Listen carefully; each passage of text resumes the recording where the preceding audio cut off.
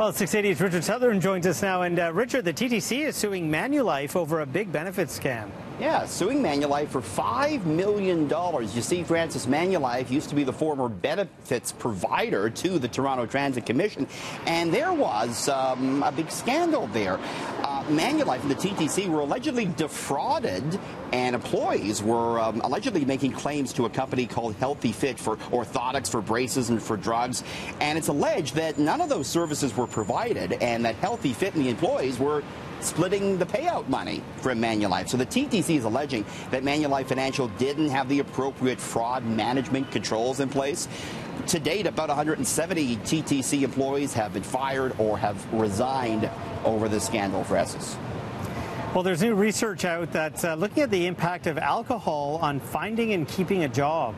Yeah, I guess, work and alcohol don't always mix too well, but this research from Cornell University, it looked at sort of students at college and university. Heavy drinking 6 times a month reduced the chances of new graduates finding a job by 10%. Each individual episode of student binge drinking lowered the chance of full-time employment by 1.4%. It's not just a problem for young people. The research found that 40% of accidents at work either involve or are related to alcohol use. And alcohol can be hazardous even after it's left the body. They studied the performance of pilots 14 hours after their last drink, and it showed decreases in precision and accuracy even though they had a 0 blood alcohol level. Francis. Okay, now I don't know if you were drinking when you sent me this note, but let me just read it for you. Francis, please mention that I have the reputation as the best spelling man in the 680 newsroom. Oh no, what did I do now? Can you explain, please? What's that about? Boy. Was there a typo? I'm one for typos, actually, to be honest with you. Oh no, what did I do? Did I spell something incorrect? Oh boy. No. You wanted everyone to know that you were the best smelling man. Oh, best smelling man. I thought you said spelling man. Well, both. I can spell well, and I do have a nice fragrance about me. And Francis, we have some news about the fragrance industry today. A lot of the new fragrances hitting the market, they're gender neutral now. They are appealing to both men and women. We're looking at some of the commercials for them here.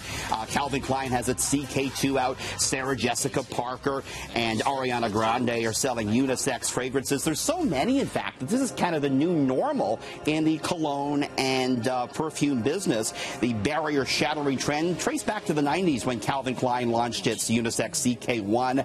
As far as what they smell like, they sort of incorporate, they say, herbal, mossy, and earthy type ingredients, Francis. And how are we describing you? As earthy, very mossy, earthy. Or what? Earthy. Probably more mossy than earthy. Mossy than earthy. Okay. You're a big moss. Yes. So Hillary Clinton is coming to Toronto next week to promote her new book. Doesn't look like she'll have to do much convincing. Her sales are red hot. Yeah, the book is really taking off. Her book, by the way, called What Happened, and it talks about her stunning loss to Donald Trump. It sold more than 300,000 copies in a combination of formats, a hardcover, ebook, and audiobook. According to the publisher, Simon & Schuster, the hard copy sales totaling 168,000.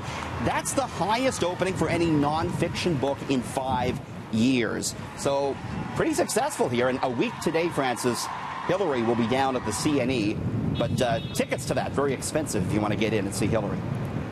Maybe you can get your way in with your fancy moss scent. You never know. Yeah, they'll say, you know what, that guy smells pretty good. Let's give him an interview with Hillary. Yeah. Especially if you're walking around with one of the new Starbucks Halloween cups. You'll look good too. Yeah, Starbucks, I don't want to show, this is your first look. I want to give you a first look. Coming out tomorrow to mark the beginning of fall are the Starbucks fall cups.